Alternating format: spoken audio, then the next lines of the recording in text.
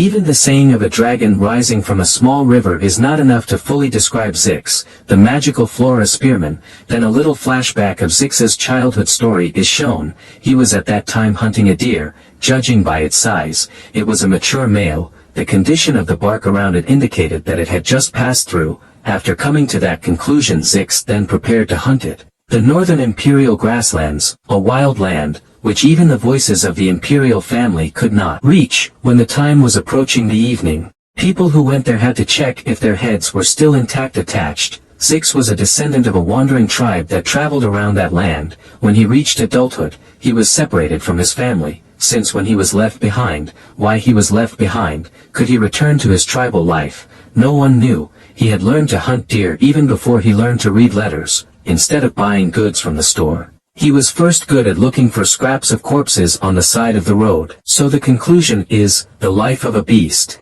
Looking at Zix, who walked in the middle of the city while dragging his hunted deer, the people there seemed to be whispering about him. But Zix was confused when someone suddenly asked his name. Seeing the little girl in front of him, Zix then said his name. The girl felt that Zix was like a wolf walking on two legs. At that moment Zix realized the endless life of wandering in the vast northern grasslands. By eating animal carcasses found on the side of the road, sleeping under the moon as his roof, living like a wolf cub abandoned by his pack, he had lived such a lonely life. Seeing Zix, who suddenly cried, made the girl surprised. She then asked if he was okay. On the day he found a life companion, Zix then realized what loneliness felt like.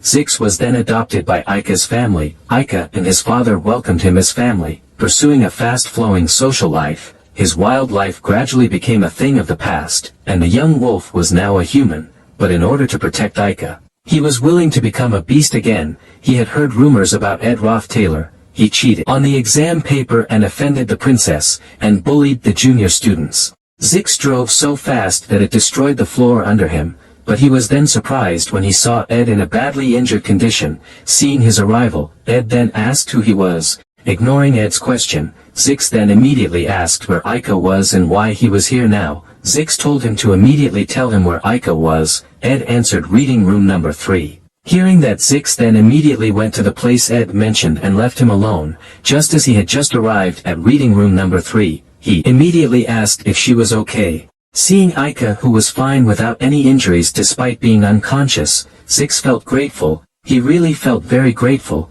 But then he realized something. The bookshelf, which was heavy enough that even a grown man could hardly lift it, was installed like this to protect Aika. The curtains were closed so that the rampaging spirits could not see it. He then saw a writing on the blackboard nearby. The blackboard said, "If you come here, don't panic and stay here quietly. It should be over before dawn, so block the entrance well and don't provoke the spirits. Always think about your safety first and don't move carelessly." At that moment Zix also realized someone had protected Aika.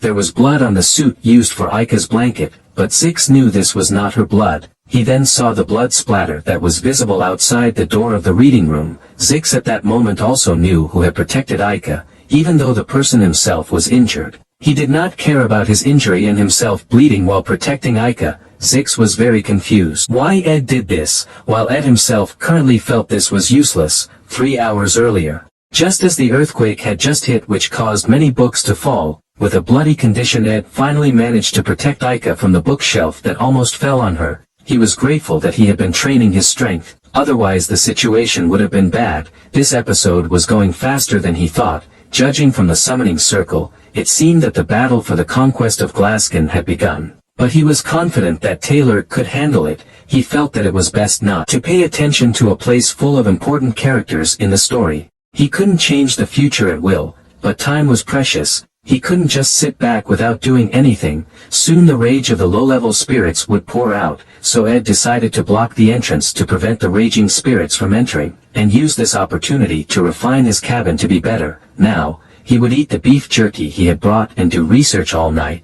But Ed suddenly remembered something. The reason Janika's ability was special was in her high proficiency in spirit understanding and spirit resonance. These two stats were developed through contact with spirits. Since meeting spirits belonged to the realm of talent, it was almost impossible for someone like Ed, who couldn't even see spirits, to raise his spirit stats. However, with Janica summoning so many tangible spirits, Ed could give him a lot of EXP. He would gladly take it. Ed could hardly believe his crazy leveling speed. Ignition had now reached level 12, and spirit magic had reached level 7. Only one level left, but unfortunately, Ed wondered if he combined spirit resonance and spirit understanding to surpass level 15, would he be able to make a contract with a spirit? But he had already tried to reach his limit. More than this, he might be in danger. Seeing Ed, who was still sitting there, Zix then asked what he was doing here earlier. Ed was quite annoyed that he didn't even let someone who was full of injuries rest, but he didn't have to lie to answer him. Ed then answered that he was practicing.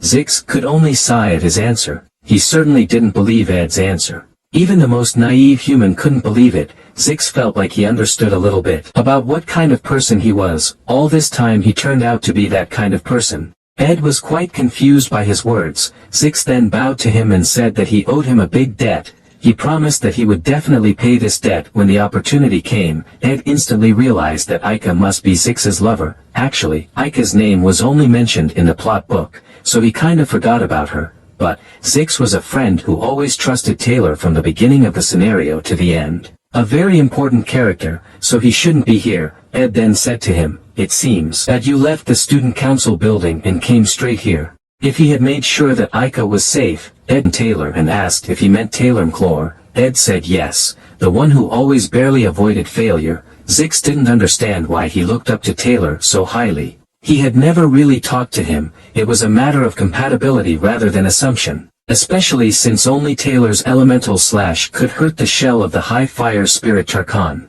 In Act 1, Chapter 9, Taylor learned his signature skill, elemental slash. The success of this episode depended on that skill. If Taylor used elemental slash, they could win. Zix thanked him for his advice. There was not much time, so Ed told him to move quickly. He would rest here for a while. With that advice, things should continue as desired. But Ed suddenly realized something. Why Zix was not yet friends with Taylor. In Act 1 Chapter 9, end of semester evaluation, in their duel, Taylor lost badly, but he obtained the elemental slash and penetrated Zix's magic. Impressed by Taylor's persistence, Zix then admitted it and they finally became friends. But the last chapter of Act 1 happened 1 month earlier than the original. Act 1 Chapter 9, the end of semester evaluation, didn't even happen, so Zix finally hasn't befriended Taylor. Taylor hasn't learned elemental slash and there is no one in the conquest team who can deal damage against Tarkan. He didn't realize that everything was falling down. The headquarters of the conquest team, in the student square. Arriving there, Zix immediately apologized to them and promised to make up for his mistake.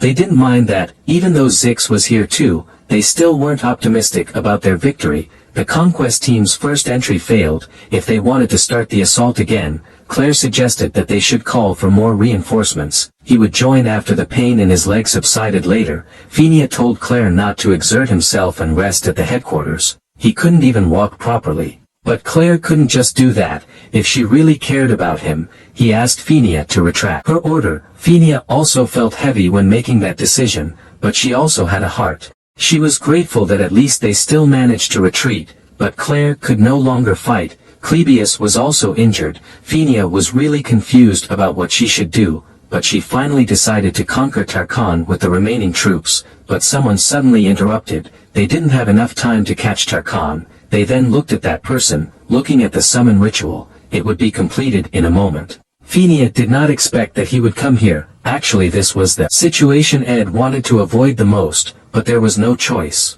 He then suggested to divide the conquest team into two. He would lead one of them. Now, he himself would take care of the scenario. So, friends, this chapter comes to an end. What will happen next? We'll uncover it in the next chapter.